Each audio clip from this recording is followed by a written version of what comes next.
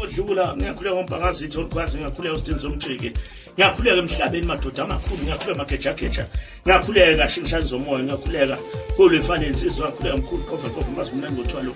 ngithi akube njalo madoda sicela ukuphengula gaba amanzi egula waphuzwa ngithi akube njalo madoda sicela ukuphengula ngiyakhuleka kuHadebe ngiyakhuleka uBhungane ngiyakhuleka ngomahlobo ompakazi ithi olukwazi ngiyakhuleka uXasibo uNkulunkulu zabantu ngiyacela madoda amakhulu ngiyacela abanikazi bomsebenzi ngiyacela ngiyakuphahla nawenzuza yaphansi emfuleni ngiyacela ngikuphahla ngicela ukukhuluma nami emhlabeni ngicela lo mhlahlo la gogo mawulokhu ungena lapha uthele inkulumo yaphezulu kukhona udaba olubamba wona libambele ngane ohamba nayo kube ngazi ukuthi nganje abantu ngithi nakukhona ukukhuluma mawulokhu uthi ngane ayiphili kube ngazi nganje abantu ngithi na lengane wathi wena yakabani sibongo ngoba kukhona ukukhuluma uthinda into eyisibongo kube ngazi nganje abantu ngithi mina lengane bayiphika lapho uthi wena cha izalwa khona kube ngazi ukuthi ngafuna omunye umuntu kodwa wagumede ngithi mina lengane yakagumede akusiyo lapho othi mina ngizalwa khona uthiwa akabani nesibongo ngoba namanje mawulokhu ulokhu khona lapha ukhona into eshintshayo bese ngazi nganje abantu ngithi mina ngabe ngiyanixosha mina ngithi mina kukhona into abafana ngabe wona uyemuka uye ekhaya emuva kube khona into oyikhuluma kahle kodwa wena nabe nabantu abadala phefumula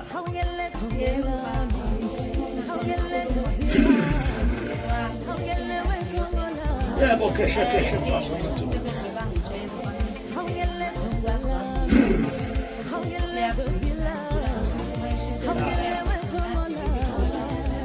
ithele inkulumo wena kukhona ukukhuluma kodwa ukuvusa umbango ekube ngazi ukuthi nganje abantu ngithi nakhona umbango wetayitela kodwa wena enubanga nomuntu ononhlanhla ngathi mina kuba umuntu ononhlanhla yathi inkulumo kimi yebo ukhuluma masende wathi yebo kukhona kodwa ukukhuluma ngabe nina nihlala phansi libe njalo abantu namanje nihambisana into ezinkantolo yathi inkulumo namanje wena uhamba inkantolo kodwa ngodaba olithinta umuzi kaphefule lapho bese ngima nami ngikhipha ikhambi ukuze ngizakwazi ukusizakala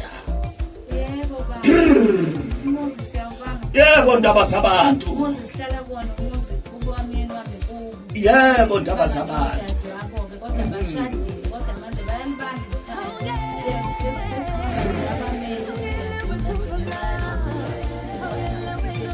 ya uyakwenza kanjena gogo uyakwenza kanjena